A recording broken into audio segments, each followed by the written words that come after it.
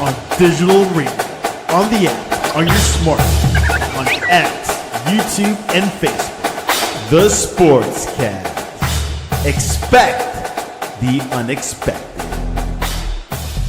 The Donut Bag presented by The Sportscast.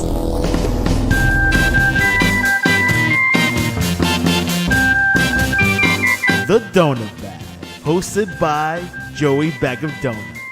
And here's your host, Joey Bag of Donuts.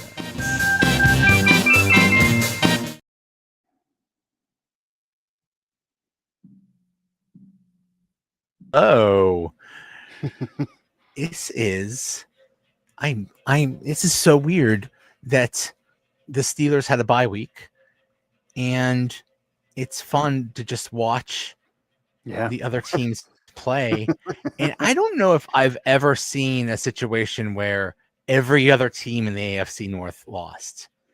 That is so cool. The Steelers did nothing, and they got ahead in the division. That's awesome. They had a really successful bye week, a big win for the Steelers on without doing anything, without playing, for sure.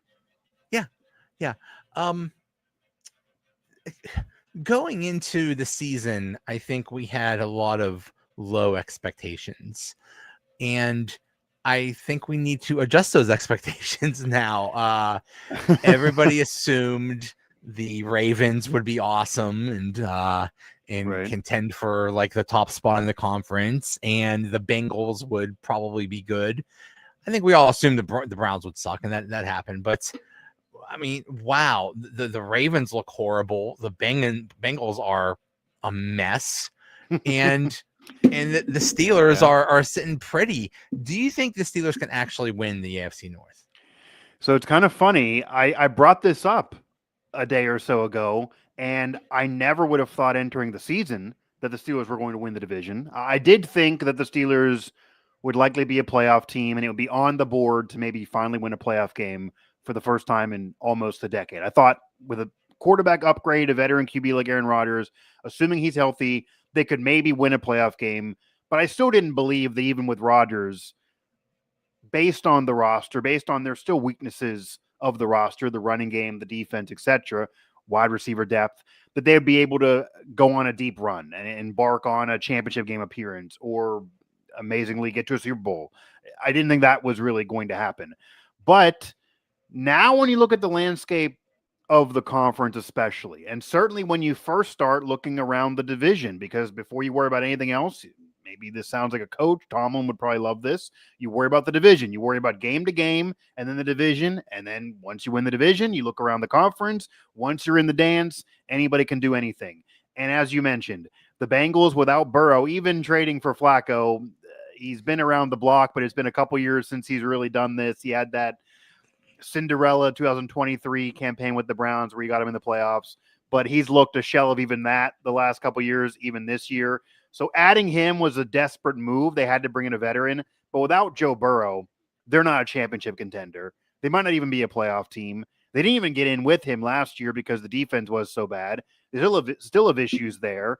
And I think he's an elite quarterback for sure. He's led them to a Super Bowl before, but he's not hurt. He's not healthy. He's hurt. He's going to be out for months. So you kind of take them out. The Ravens, Lamar is now hurt, and they weren't even winning when he was there. It's really rough to start this much in the hole and think you're going to dig yourself out of it. Maybe they can get him back and go on a run and be a wild card team. And maybe if they win the head-to-head matchups, because it always matters who wins these head-to-head matchups in the North. But they're hampered, and their defense looks like maybe the worst Ravens defense of the century. I mean, Rex Ryan actually said that. You mentioned it was a bye week, so we got to watch a lot more on TV. I didn't have to cover really any Steelers, so I kind of got to watch more and take it in. And he said that it's the worst Ravens defense he's seen in years. So you look at those two teams, they don't look like championship or division championship contenders. And then the Browns, well, the Browns are the Browns. I still don't think much of the Browns in terms of doing anything. They beat Green Bay, but I'm not impressed by the Browns. The Browns are the Browns, as a former Steeler once said. So process of elimination. I think the Steelers' defense is a weakness still. I think the defense has not played to what the talent says it should. I think there's still problems on the team. I don't think they're perfect, but yeah, they should be the favorite to win the division right now based on the landscape. And the Chiefs look more vulnerable than years. The Bills have now lost. I mean, it's open. It's open in the conference. I'm not predicting it. I'm not putting money down. But if you're the Pittsburgh Steelers right now, especially coming off this bye, you have to be sitting there saying, we legitimately can win the division and we legitimately can win the conference. And maybe if you're Mike Tomlin, you feel that's more likely in your heart of hearts than any year in recent memory, just because of what's going on around you. Yeah. Mr. Steelers fan says, is Lamar Jackson returning sooner than later? I think more like later. I just saw something that says at least he's not what are we in week 6? He's probably not gonna play this week. And Right. So it's not a Joe Burrow thing, but it's not tomorrow for sure. Right. Yeah, I mean, it is early, so it's 100%. Yeah, they speculation, but my goodness, they just and the Steelers are trending upwards. They have problems, but they seem to be improving.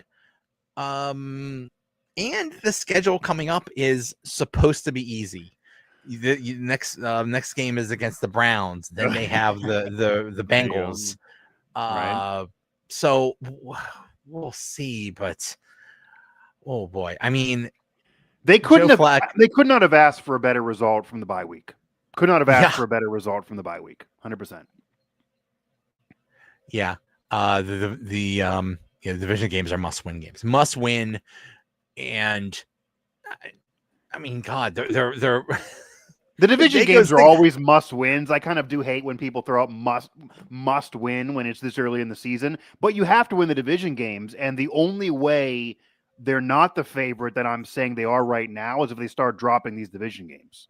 You start dropping these division games, then everything else doesn't matter. The division games are what matters, but I would imagine they're going to win enough of them, and I think we all know how the AFC North works, that they're not going to sweep the division. They're not going to win every single division game. They're going to lose one of these division games, and the fans are going to sit there saying they're better. They shouldn't lose it.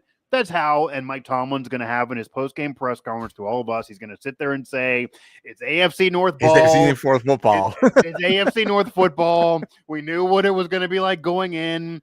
And then at the end of the year, he's always going to come back and say, we knew we're not going to win all of them. It's AFC North football. You got to get so many and we're happy. That's just how the division is. We know this going in, all those phrases. But yeah, right after the game, AFC North football will be said. He'll say it going into the game, and it'll be true.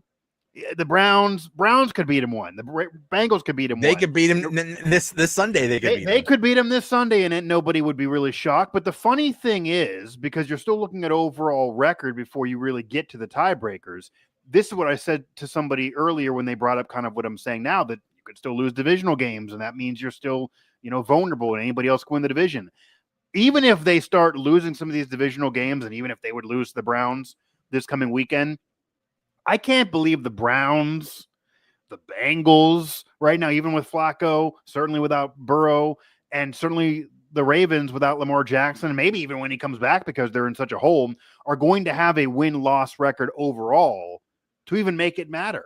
I mean, if the Steelers win this division 10-7, everyone say, well, they're going to be 10-7 every year. It looks like 10-7 might win this division. Right.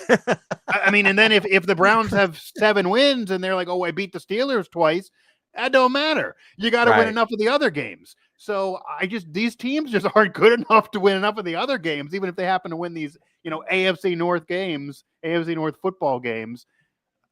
Again, the Steelers right now are sitting pretty. Right now, they look like the favorite. I'm sure they're not thinking this in terms of we just can sit back and do whatever. They know they have a lot to improve, and it doesn't mean that fans and media alike shouldn't sit there and look at the game and say, oh, they deserve criticism in this certain aspect. There are definitely facets of this team that deserves criticism. But again, the bar is not that high. The bar is not that high to win this division. This is not last year's division. This is not 2 years ago's division.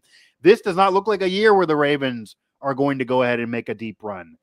I think the Bills are still the class of the conference. I think the Chiefs are still a team that you never count out with Andy Reid and Patrick Mahomes, even with them getting older and looking, more vulnerable. They lost to Jacksonville last night as we're recording this here on a Tuesday, but they're still the Chiefs. It's still Andy Reid, Patrick Mahomes. This is still a team that has been to the Super Bowl 3 consecutive years and has won multiple championships with this group. You can't count them out at all. I do think the Bills are the best team in the conference right now. You can look at the Chargers. You can look at other teams. Again, it doesn't feel that deep. We're talking about division champions getting in and then wild cards to follow. You're talking about 7 teams getting in the conference right now through this first quarter plus of the season. It seems hard to imagine the Steelers are not among the top 7 teams in the conference, and then who knows after that. But we've seen years where it looked lined up for Pittsburgh and they dropped other games besides divisional games they shouldn't lose, and they screwed it up. So with everything I'm saying being true, there's even more pressure on the Steelers to at minimum get in. And then Joey, I think what's the big deal that is part of the story and why they haven't won a playoff game since 2016, 10-7 might win the division. But if you look at this schedule and you look at the landscape of the division, it doesn't mean you have to only go 10-7. Maybe they would prefer, and it would be better to win 11 games, 12 games, 13 games, get a solid seed, have home field, and then try to advance in the postseason. Slugging it along to 10 wins and then going on the road in the first wildcard game against a better team. Yeah, you're better than the Ravens, Bengals, and Browns, but Steeler fans, the ceiling is higher than that. They want to be better than everybody in the conference or in the NFL.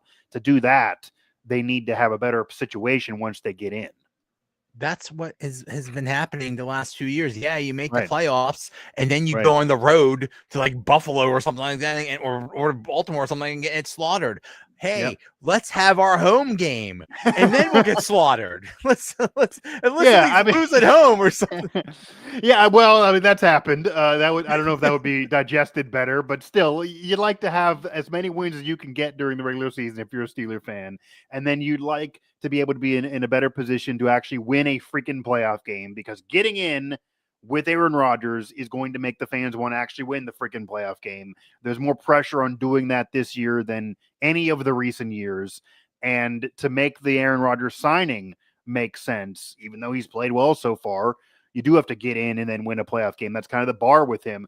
I do think, Joey, to be fair, and the fans obviously maybe don't want to hear this, if they win a playoff game and then, as you're mentioning, jokingly, get blown out the next week, that's still a win for this year. I mean, bring it. That's a big win for this year. That's a big hurdle that hasn't happened since 2016. Aaron Rodgers himself hasn't won a playoff game in years. That would be a gigantic win for Rodgers, for Tomlin, for the Steelers, and then worry about the next era with the next QB and trying to actually advance later. But doing that this year, I think that would get a lot of critics off Tomlin's back if they at least win a freaking playoff game that has not happened here in way too long.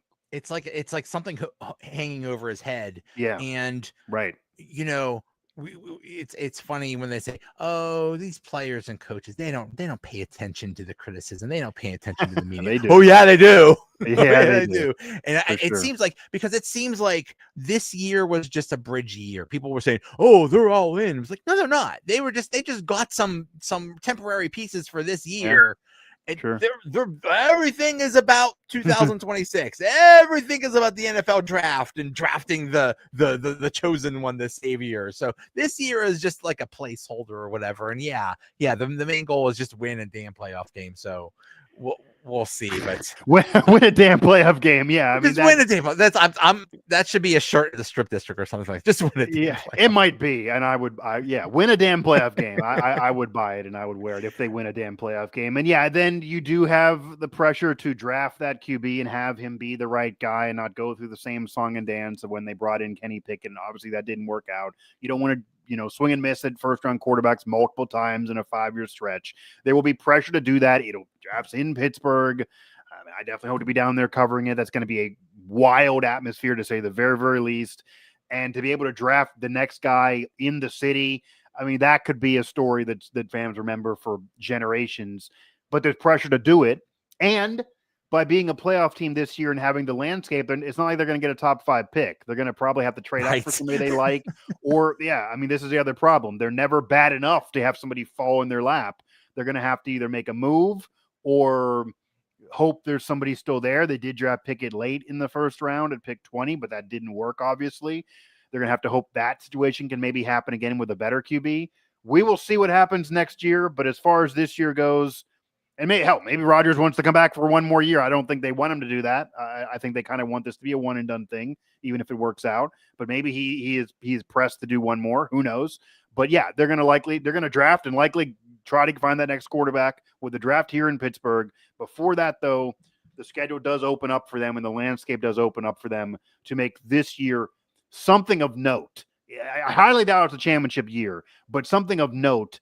And there is more pressure to at least get in and win a playoff game the more everybody else struggles. Everyone else struggling only adds more pressure to get this done, and the Steelers are far from perfect. And I do agree that their franchise is looking forward to next year, but I also think it's fair to say that they push themselves all in more than they had in recent years, certainly more than most remember from the past regime before Omar Khan got there in any of the years, really. And by doing so, by bringing in DK Metcalf, they let Najee Harris walk. Yes, they traded George Pickens, but you bring in Jalen Ramsey, you trade him off for Minkah Fitzpatrick, and that was partly about money and Minkah's decline, but Ramsey's been good. You sign TJ Watt to a big deal. You do give a little bit more to Cam Hayward. You bring in Aaron Rodgers. You don't do those things to go ahead and have a losing season and not make the playoffs. There's pressure to win. I mean, Cam Hayward hasn't won a ring. TJ Watt's not ever won a playoff game, as insane as that is. Aaron Rodgers' career's winding down. Mike Tomlin. I mean, it's wild because I've always said this. Mike Tomlin's going to go to the Hall of Fame. He could retire tomorrow. He's going to be in the Hall of Fame. He's going to get there. If you look at the coaches that are in, if you look at his resume overall, it all counts, as you know, Joey. I mean, it all counts. You can win a championship in year one and never again. You're going to retire and live forever as a champion. Winning early is better than not winning at all. However, it's been so long, and his playoff win-loss record now is below 500, and a lot of that was early in the tenure when he had success, and he did underachieve with Big Ben, Le'Veon Bell, and Antonio Brown there, even though he's maybe done more with less in other years, that the fan base needs something again from him to really celebrate him forever, fair or unfair. And one more playoff win, one more run, certainly if you get to a championship game again, that maybe would help alleviate some of the criticism on him because it's been so long since he won that title. He's been with the Steelers 19 years. It just feels like it was yesterday, but it also feels like it's been 40 years. So, but how much longer does he have? That's a question. I don't think they're never, well, not that I don't think, I know. They're never going to fire him because he did deliver a championship. He has been to 2. He has made them a playoff team most of the time he's been with the Steelers. He has had winning seasons every year to this point. They're not going to fire him. They don't fire coaches. They just don't do it. There were years Bill Cowher had losing seasons. They didn't fire him. Chuck Noll, everyone knows about the 70s dynasty. The 80s were not nearly as great. The 90s got bad early on. They let him linger on because he's a legend. They don't fire coaches. Better or worse, they don't do it. However, it may get to a point if, say, this year ends up going in the toilet, or they just never can win a playoff game no matter who they bring in. They may eventually say, Mike, let's mutually part ways. Let's sell it that way. Maybe I could see that headline. They mutually part ways. I could also see, Joey, that eventually, if this continues where the fans are on him, he hears it. I think Tomlin hears it too and gets annoyed by the criticism too. That maybe he just decides, let me have a new challenge. Let me leave. Let me take a break. Let me go elsewhere. Let me do something new.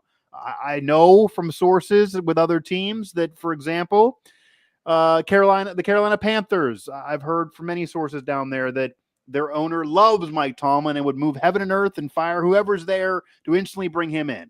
So that's just one example. He's going to have opportunities and would get hired in 5 minutes if he is let go or they part ways or he leaves mutually. I don't think he's going to be with the Steelers for another 5 years, 10 years. I think eventually that does happen sooner than later. It won't be a firing, but one more playoff win would still be nice for his legacy, regardless of when he does leave. And there's no guarantee the next guy comes in and has 19 straight winning seasons. I mean, that is a true thing. I get it's annoying to fans, but it's very unlikely the next guy does that. And the fans, of course, hope there's more championships. But maybe there's a mutual parting of ways. I think he'll coach again. And I also wouldn't be surprised that if he does choose to leave, maybe he'll even take a year off, do TV, take a year off. And then that's what I'm thinking. League. I don't think he's just going to take any job. I think he knows his legacy. I think he does know this too, Joey. If he chooses to leave the Steelers, because I bring up Carolina, they're usually a bad team. They're building. But if he chooses to leave the Steelers, or even if they mutually decide, he knows the next job is important for his legacy. He can't go ahead and just start losing games and then have an under 500 season or never make a playoff run again. So I think he will try to pick that spot. And if it requires sitting out a year to take a break from the stress of coaching the Steelers in the fishbowl, maybe he'll do that and wait for a better job, wait for the money, wait for a place that'll really stack the deck for him. Maybe he'll do that, but he'll coach again after Pittsburgh, and maybe that's sooner than later that he chooses to mutually part ways. It all depends on this Messiah that they draft. Regardless of if they win a playoff game, I think that will buy him some time. But let's say they don't. Let's say they don't win a playoff game this year.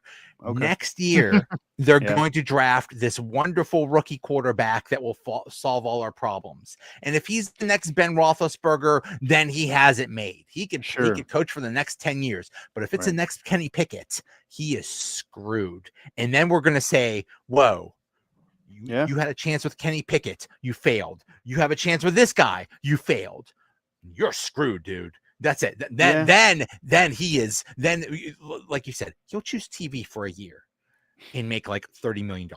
And then he'll do TV for 1 year, and then he'll get his choice of gigs. Yeah, he has to be selective. He can't choose some crap team like Carolina. He's going to choose to be the next coach of whoever the next hotshot quarterback is. He's going to have, whoever. I mean, it all depends on the quarterback. So whoever the next good quarterback is, that's what team he's going to jump on to. He's not going to be dumb about it. But they look defensively too, because as you know, he made his bones as a defensive coach under Dungy, so he's going to want to be with a solid defensive unit. That's also a lot of the criticism on him, maybe even this year before that he's had stars. He's a defensive coach, and the defense is sometimes underachieved. That's the one unit that he should have locked up, but he's going to want to make sure that's good elsewhere as well. But I agree. He's going to want to pick his spots, even if that means he sits out. I think he would rather sit out and go to a good situation than jump to the first job that calls him. But he'll coach again after the Steelers. And if he wins a playoff game, I think it maybe buys him some time. Maybe he'll want to stay forever. Maybe they never have this mutual parting of ways for a while. But if not, it maybe happens sooner than later. And for all the people that maybe would push back on what you said about, if you swing and miss with the QB again, or you fail with Pickett, I'm going to defend it by saying that I know for sure, even though he's not the GM, that he has say. Not the absolute end-all, be-all, but he has some say. He is absolutely in the room. He's a part of those conversations, and I know for sure he wanted Kenny Pickett. He was banging on the table for Kenny Pickett. So if he didn't want Kenny Pickett and he was forced to deal with Kenny Pickett, okay. He wanted Kenny Pickett there. He wanted Kenny effing Pickett, as he said. Right. And Kenny came over, and it didn't work. And I don't want to get into that debate is almost the most annoying around Pittsburgh. It didn't work for whatever reason. You can blame the Steelers. You can blame Kenny Pickett. You can say it's both, and it just didn't work for whatever reason. But it's not like Tomlin is without blame because he's the head coach, the GM drafted him, and he's a defensive coach. Right. That excuse that some throw out there that he's not, blame the coordinators, he's not the quarterback guru. No, he wanted Pickett there. So once you want Pickett there and you're the head coach, if you see the coordinator or the QB coach or whoever messing up him, you then need to get involved. You then maybe needed to pull the trigger on Matt Canada sooner. Mm-hmm. You then need to rein it in. You then maybe if you see that your young quarterback that you drafted is starting to, get upset, get in his feelings on decisions, etc. You need to get in there and make sure that doesn't occur and doesn't rock the boat. All that's on you. You're the head coach. I mean, you're a therapist as well as coaching football. That's what it is today. He never had to deal with that for most of his coaching career. Yeah, he got handed Ben Roethlisberger. And he got handed a Hall of Famer. He never had to deal with a quarterback being bad, well, he did have to deal with bad with the offensive coordinators and stuff. But still, he had it, ready-made great situation for a long time. What hindsight's 2020. When we look back and say, "Oh my God, Kenny Pickett was so good." At the time when he was drafted, we were like, "Hey, great pick! This is awesome." Tomlin would know anybody at Pitt better than anybody. He sees him all the time, right? No, that's maybe why he was so in love with Kenny Pickett that he did see him all the time. And I will say, I understood what the thinking was, and I knew they were going to take him if he was there. I think from their perspective, they thought he actually would be taken sooner and he wouldn't have fell to them at pick 20. They did think he was going to be drafted sooner from what I even heard at the time. And then you get to where he was the only first-round quarterback of that class. So maybe the rest of the league knew something that they didn't know, or obviously I wasn't surprised that Kenny Pickett did not become this Hall of Famer. I did see weaknesses there to be a great college quarterback. That he was a legit great college quarterback and not do it in the NFL.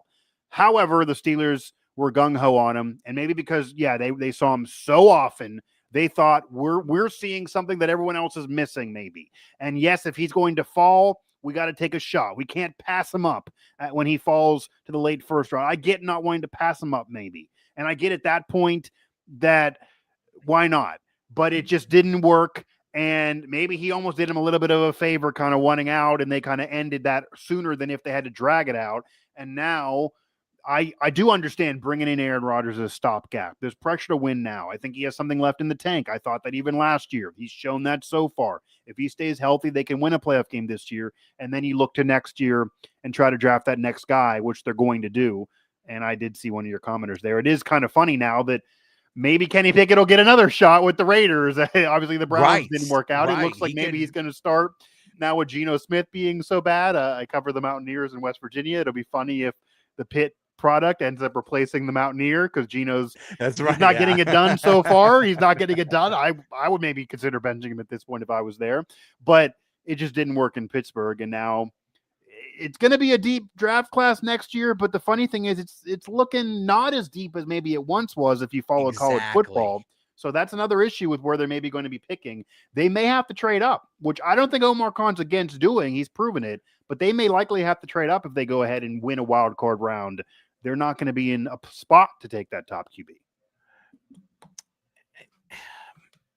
To trade up. They're going to have to trade up. They're going to have to do something. They're going to have to come out of that. Yeah, they're going to have to come out of that draft with a solid QB that they believe in, or it's a failure. That's business one with the draft in Pittsburgh. Get that QB. Exactly, because it's in Pittsburgh, and it all sets up to that. But I just wonder, with the way things are going with Aaron Rodgers right now, it's not perfect. He's not the Aaron Rodgers of when he was, in his prime, but he's pretty darn good. And so far, so good. We'll see how this goes. But I could see a scenario where he plays well this year and has a good year this year, because really this year, the only reason he showed up with the Steelers was because it ended so bad with the Jets. He did not want to leave that taste in his mouth. He wanted to, this is all to rehabilitate his image. But let's say they win the division, win a playoff game. Maybe the next playoff game, they barely lose or something like that. It's like, oh, we're so close. He could come back with the deal that, listen, okay, yes, you could come back. You could start as a starter, but whoever we draft as the Messiah, they're still going to draft. He's going to end up as the starter sometime during the season. I wonder if he would be okay with that kind of transition. So, the scenario that you're painting, if they have a great rest of the year and they win a playoff game and Rodgers performs and he plays well and he stays healthy, if that scenario occurs, I don't think he'd want to do that. And it's not a disrespect to the rookie, their draft, or even the Steelers. I think he'll just say, I'm good. I did win a championship, even though it's years ago. I repaired my image from the horrible Jets end. I have MVPs. I'm going to the Hall of Fame. You know, he is aware of his legacy, even if he won't admit it. He's a student of the game. He also lives an eccentric lifestyle. He's going to just maybe want to go away. Maybe he'll want to be covered in some respects. I do think he's kind of narcissistic a little bit too. He likes the attention, but I don't think he's going to want to come back just to do it one more year, knowing he's likely going to get benched regardless. That seems like unnecessary. That would only negatively hurt his legacy. Now, maybe the Steelers would ask him and would really want him and say, hey, can you mentor this rookie? Maybe he'd get convinced to do it. He did have fun at training camp. I think in that scenario, though, Joey, and maybe fans will get annoyed, you're likely going to not hear from him again until July and have it drag out. They're going to maybe not make him show up for rookie mini camp or for mini camp, certainly not even talk to the rookies, and then go to training camp and maybe show up there and be fine there. And that's where you start. If that's the scenario and he comes back, that's probably the situation. He shows up late and then who knows. But I honestly think in the Steelers' heart of hearts, they want to win this year. They brought Aaron Rodgers in to win this year. They want to win a playoff game now. And then once they do that, they probably would sit down with Aaron and say, we did what we wanted to do by bringing you in and winning a playoff game. You accomplished your goal by repairing your legacy, having a better end to your career, showing you had something left in the tank and going out on a high note.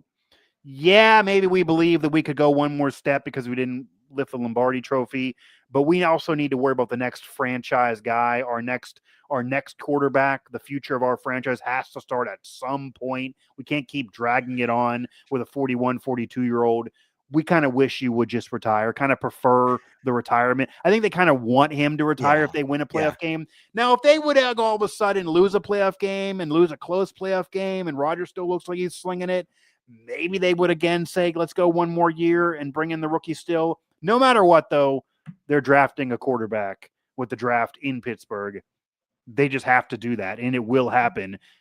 They just got to make it happen. They got to figure out a way to get their guy in this year's draft, this coming up draft. Dave says we already have our quarterback, Will Howard. I mean, there are people that believe that. There are people that actually think that Will Howard is the man. I'm afraid I have some bad news, folks. Yeah, they're going to regardless of Will Howard, they're definitely going to be drafting somebody coming up in this next NFL draft. And the whole Will Howard thing, there are some who believe they already have their guy. Here's what I'll ask everybody, because everyone knows Ohio State, they won the national title. He put up numbers there. He looked great on that team with weapons galore and the offensive line that will protect him forever. Watch film of Will Howard at Kansas State. It's not like he's God's gift to football every year. He had his growing pains. He had his issues. He's not a perfect player. He needs to be in the right system. There's a reason why he was a late round pick. He was great at Ohio State and he could be a fine quarterback, but throwing the Big Ben Roethlisberger comparisons on him or saying he's the future guy or he's inducting him into the Hall of Fame already before he even takes a snap, a little bit much. And I know there are fans who think he's the guy. Regardless, though, they're going to draft somebody. I'm almost sure of it. And maybe he'll compete with Will Howard. Maybe they'll get something on a trade for Will Howard. But they're definitely going to be drafting somebody else. And this likely is the end of the line for Aaron Rodgers, I'd imagine. The injury to Will Howard, I think, did a lot of damage to his career, actually. Because could be. If he had a good preseason, we would then, first of all, people would have gone crazy. People would have gone, there might have been like protests or something. But start Will Howard. Forget about the Hall of Famer. Especially the Aaron Rodgers haters, for sure. Right. Yeah. There's plenty of those. But I mean, I think Will Howard's ceiling is backup quarterback in the NFL, and there's nothing wrong with that. There's it's good money. You stand around and do nothing. I saw somebody during the Vikings Browns game. Call it actually mine. Austin Bechtel is the one I believe who tweeted this. I believe it was him, but somebody put this out there that maybe it's time for Carson Wentz to just go be a family man. Talks about his family all the time. It's probably the end for you. All the injuries caught up with you. Go be a family man.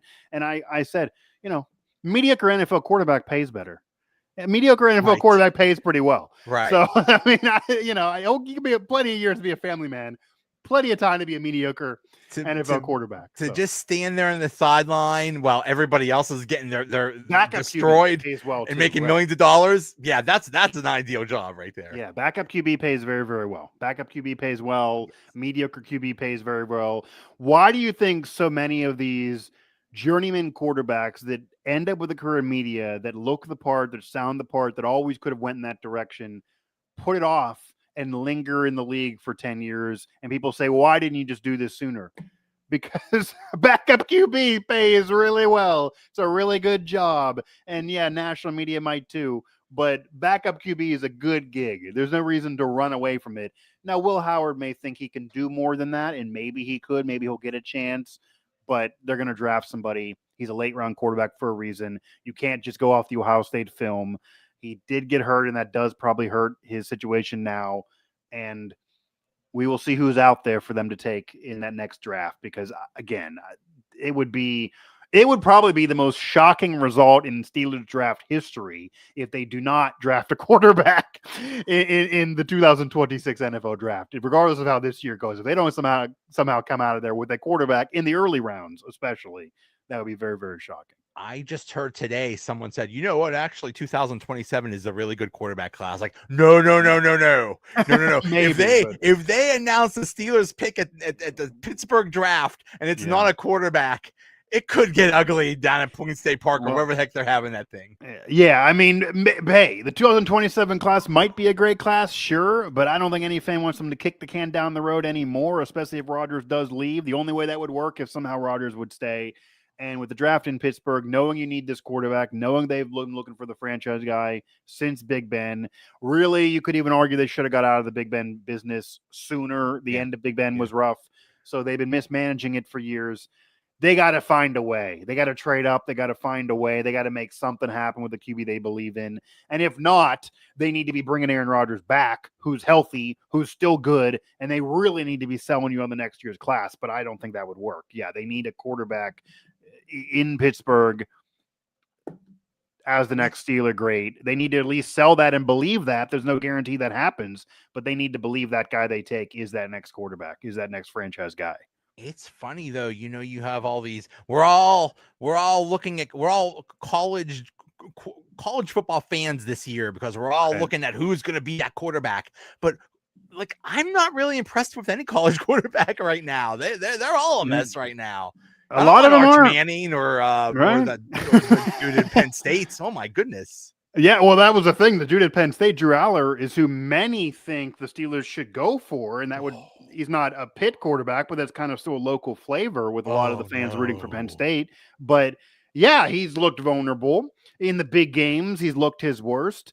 When the offensive line really protects and he has all day to throw, he's okay. Maybe he's out of match with the current offensive coordinator there, Andy Kotonicki, but regardless, he does not look perfect at all. He does not look like a guarantee slam dunk draft pick at all. And there's reason to be concerned there about his future. So Arch Manning at least has more years to go. Drew Aller would be coming out after this season, but there's no one that's a guarantee. There's no Andrew Luck in this draft that you can feel comfortable this is the guy. Nope. There's no Marino, Elway. There's not even a 2003 draft class that had all those Hall of Famers that you can feel confident, okay, if I get any of these 3 or 4 guys, I'm going to be good. That does not feel to be the case.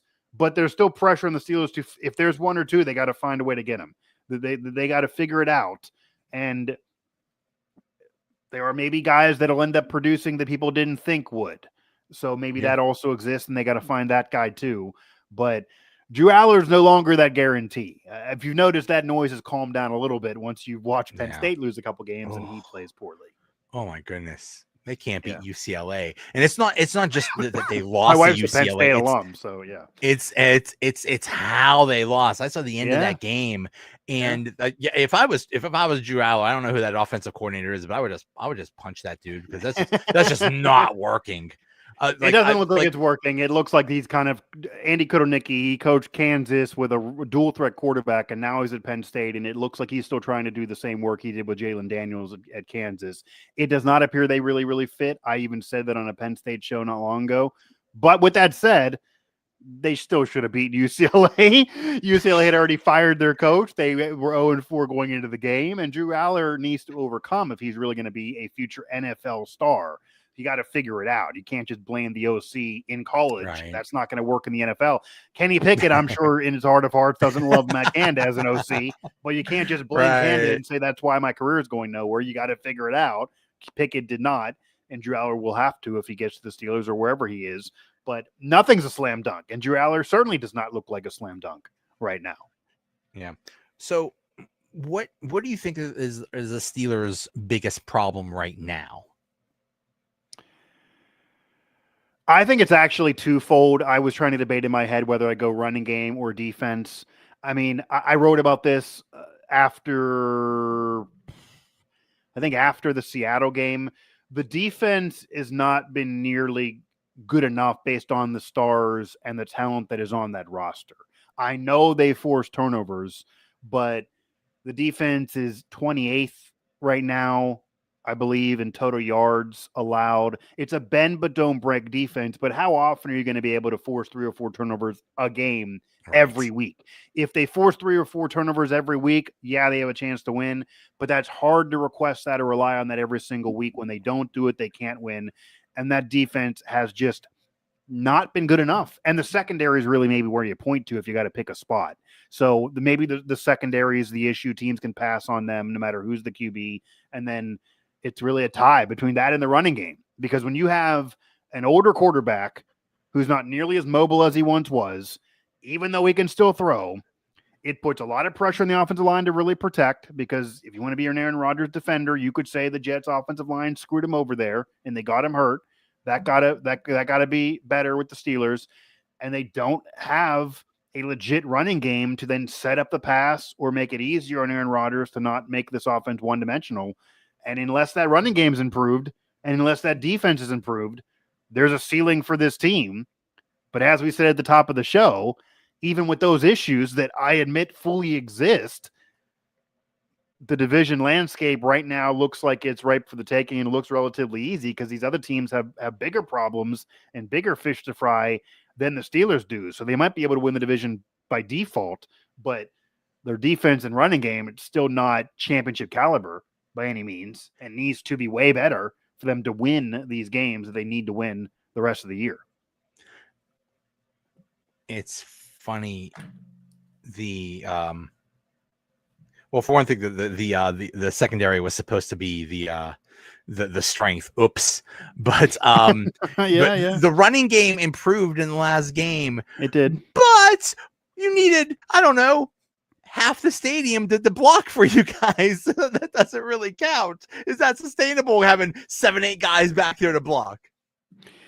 Yeah, I mean, again, the offensive line needs to be way better this year, and the running game I didn't think was going to be as consistent as it has even been in years where people even still complained about it. I mean, Najee Harris, he was never the best running back in football, and that was a whole Pittsburgh media debate. Do you draft a running back or do you not? Because I argued at the time, you're only going to have 4 years. You're not going to get that second contract.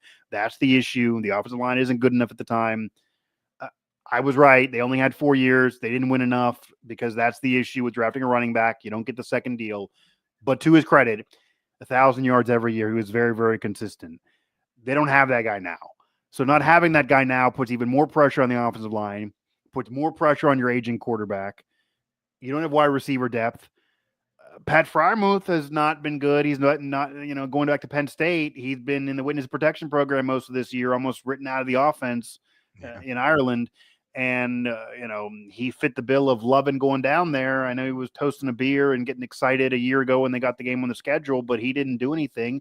And Jonnu Smith looks like the better tight end, looks like the better pass catching tight end, looks like the better blocking tight end. I even wrote about the time as well. I thought that was a big win of that trade, Minkah to Ramsey, because he was kind of throw in. He was just thrown in there, and he had 800 plus yards as a pass catching tight end, just thrown him in. So he's a very underrated player. But Freiermuth is the one getting paid. He got the big contract. There's more pressure on him to get it done, especially if there's no running game. So it's improving, sure, but it needs to be a lot better. And I don't know if it's going to get better. These are things that I think could hold them back. I think there's a better chance the defense improves than the running game does for whatever that ends up meaning. The joke at the beginning of the year when Derek Harmon was hurt was, oh, wait till Derek Harmon comes, like he's going to be the next, if Reggie White and Mean Joe Green had a baby or something like that. But it has improved. The defensive line has improved with him, so that's no, nice. He's been fine. He's been fine since he got in there. It's a lot of pressure on him, but yeah, I mean, the high expectations have been wild. I like that draft pick. The expectations are wild with him. He's been okay. Getting Highsmith and getting Joey Porter Jr. back will be a very big deal. The defense got to be better with those two guys back. So that goes all the way from the D-line, linebackers to the secondary, of course. That affects it all. That got to be better. The defense got to be better with those guys back. So that could be they can kind of have that as an excuse. Okay, they haven't been there the last couple of weeks. Maybe that's why the defense has dipped. With them coming back, there's even more pressure.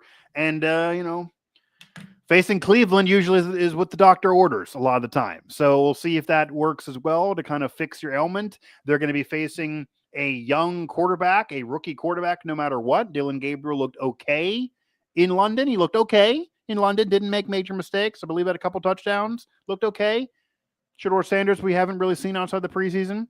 They're going to usually feel they can feast on a young quarterback and bring the pass rush and maybe force some turnovers. That's what they like to do against young QBs. They have that coming up. Maybe this will help the defense get healthy, feel good about themselves, face a young, inexperienced QB and a bad team and feel good. But doesn't mean the problems fully go away because you have to look at who they're also going to be facing coming up. But they have the advantage of a relatively easy schedule coming up that you would think, and the rest of the division looks a mess. So in terms of grading a mess, the Steelers are not perfect, but their mess is not nearly the level of the mess of the Browns, Ravens, or Bengals. And all three of them basically got a dumpster fire cooking. If you think the Steelers got a mess, they got a dumpster fire. That's a big deal. It's just amazing how it's set up. It's just funny. It really it's set up. It really and is, yeah. I mean, knock on all the wood in the world, but if anybody, if a certain couple players get hurt on the Steelers, they are just as screwed. Oh, so, sure. Yeah, 100%. Yeah, I mean, yeah, then we're debating Mason Rudolph or one of the rookies or Flacco, like who's better in that scenario. Right. Yeah, I mean, Mason's won some games. He's an okay backup, but no, they got to have Rodgers healthy. They got to have the O-line be better. They got to have it protect. They got to have the running game move, and they got to have the defense be better to get where they want to be. With that said, the rest of the division and conference, not impressed. Not impressed right now. Even the Chiefs again. It looks like Buffalo and everybody else, and the Bills have lost. So they're not untouchable. They're vulnerable too. I'm telling you, the Chiefs are in trouble. They are in a very hard division. The Broncos and the Chargers are legit. Yeah, Broncos. Yeah. I think both of them are legit. 100%. Bo Nix in year 2. And I think Harbaugh is going to make the Chargers a winner, whether people like him or not. I think Herbert doesn't have to do as much. People loved him on their fantasy team a few years ago when he was throwing up all the numbers. But if you notice, they win a lot more when he doesn't have to do that. Now that from one of the worst head coaches ever to Harbaugh's one of the best. Right, yeah. And Harbaugh did it in the past in the NFL with San Fran, even though it's been a while. So I do trust him to make them a winner. They were in the playoffs last year. The Chiefs, again, I don't want to put money down against Andy Reid and Patrick Mahomes. That's risky. Okay. There have been years in the past, even last year, where people thought, okay, they're not that good. They don't look impressive. Here's the difference, Joey. Last year, they won 11 one-score games. This year, they have yet to win a one-score game. They're winless. They won a lot of games last year where they really didn't play well. And then once you get in the postseason, they're veterans. They're really good, of course. They're Hall of Famers. They can turn it on. But last year, to me, we started to see a weakness in the Chiefs in that dynasty. They're not as good as they were even 2 to 3, 4 years ago at the beginning of all of this. And now you're seeing it even more this year. And now they're not winning the one-score games. So you take away the one-score games and you look at their vulnerabilities and that they're getting older. Yeah, I think if you're betting between the Chiefs getting back to the Super Bowl for the 4th straight year or the field, I'm tempted to go the field for sure. Just out of attrition, it's not going to happen every year. And then maybe you go Buffalo. But if not Buffalo, it's wide the hell open. It is then wide open for sure. It is exciting. It is crazy, and it's so unpredictable. Yeah, And that's what you never know. makes the NFL so fun. Except when you gamble and you lose because it's so darn unpredictable. Like people that bet on Arizona to beat the Tennessee or whatever. Not that I'm bitter or anything, but it happens. So yeah, it does. It does. Somebody can drop a ball at the goal line when they're looking like they're going to score a touchdown. That can certainly happen for sure. I just saw that. I know you talked about this. The coach got fined for yelling at a player. Are we kidding here? What kind of mammy-pammy world are we living in? You yelled at a coach. You yelled at a player. Yeah, I'm the coach, you dummy. And he made a bonehead move that cost us the game. Right. Yeah. He yelled at a player and maybe gave him a shove. I depends on what video you watch, but yelled at a player who dropped the ball at the goal line, running it in, and then they end up losing. And these coaches are the ones who have their careers on the line more so than some of these even players. So right. Yeah, you got to let a coach. Yeah. I mean, man, Bill Cowher would have gone broke. Oh my goodness! If I mean, based on these fines, just for yelling or even he spit on me. It's like, no, that's just how he talks, man. That's just stuff come out of. He didn't intentionally spit on you. Bill Cowher would be in jail for assault if we're going off the spitting and going off right. how it was. Yeah, no, you got to be able to let the aggression out here and let the frustration out. But hey, you kind of cost us the game, and I pay you to not cost us games and to get all the way through. And that's just something that it's crazy that keeps on happening in the league. That people keep college pros, people keep doing it. It's just wild to me. It's crazy. I would hold on to that thing until the end of the end. I would go into the runway and still hold on to that thing with both hands, and then do whatever you want to do once you're in there and you got the paint under both your feet and your toes down. Yeah. I mean, again, it's a wild league. Who knows what could happen? The Steelers could, I'll knock on wood for you. They could have a serious injury that totally changes all of this, but they are benefiting from the plight of everybody else in the division, especially. And right now they did enough in the early portion of the season to kind of have this lead right now. So they have a cushion that nobody else has. And you want to have a cushion because the way the Steelers work, they're going to go through a losing skid. Mm-hmm. They're going to lose a game that you think they should win. They're going to drop some of the divisional games.